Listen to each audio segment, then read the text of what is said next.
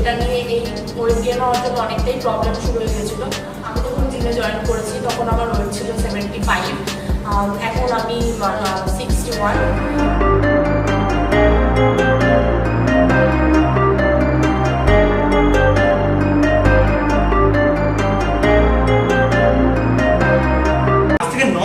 আমি এই জিমের এই দাদার সাথে আমি কথা বলি এবং নিজের ফিজিক সম্পর্কিত যত সমস্যা আছে সেগুলো বলি, তখন দাদা বলছে হ্যাঁ কেন করা যেতে পারে না, যদি তোমার ইচ্ছা থাকে যে না তুমি নিজেকে চেঞ্জ করবে তাহলে তুমি করতে পারবে।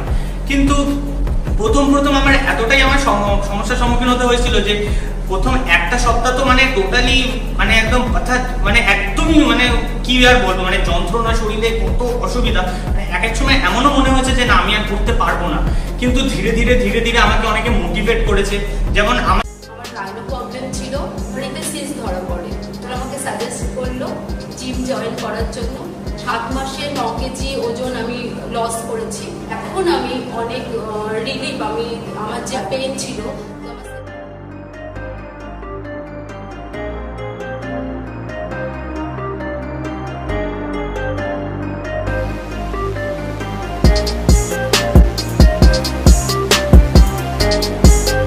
যখন বয়স ছিল 40 তখন আমি টিএফএস জিম জয়েন করি, ওয়েট ছিল 65। আমি এখন আমার বয়স 41, এখন ওয়েট 83। আমি 18 কেজি মাসেল মাস গেইন করেছি। টিএসএফ জিমে জয়েন করি, জয়েন করার পর এখান থেকে খুব ভালো মতো গাইডেন্স পাই। গাইডেন্স পাওয়ার পর আমি নিজেও একটা টার্গেট নিয়ে নিই যে আমি ওয়েট লুজ করবো। আমি কখনো ভাবিনি আমি 102 থেকে 69 কেজিতে আসবো, আমি কোনোদিন আশাই করিনি। এখানে আসার পর আমি এত তাড়াতাড়ি ওয়েট লুজ করেছি। ইনফ্যাক্ট আমাকে আগে খুব রোগা ছিলাম, মানে রোগা ছিলাম বলতে প্রচণ্ডই রোগা ছিলাম। আমার বডি ওয়েট ছিল 46, যেটা আন্ডার ওয়েট ছিল আর কি আমার বয়সের তুলনায়। স্কুলে কলেজে সমস্ত জায়গায় বন্ধুবান্ধবরা রোগা, তারপরে আরও অনেক কিছু বলে নানাভাবে আর কি ব্যঙ্গ করতো, বুলি করতো। তো এরকম অনেক কিছু শিকার আমি একটা সময় আর কি হয়েছিলাম। আমি শ্যামনগরের মধ্যে সব থেকে ভালো জিম কোনটা আর কি খোঁজা শুরু করলাম। তারপরে খুঁজতে আমি টিএসএফ জিমের সন্ধান পাই।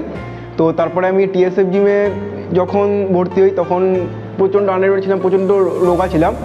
তো বর্তমানে 3-4 মাস আমি এখানে ওয়ার্কআউট করছি। তো ওয়ার্কআউট করার পর আমার বডি ওয়েট এখন 6 কেজি আমি বাড়িয়েছি। তো এখন আমার ওয়েট হয়েছে 52।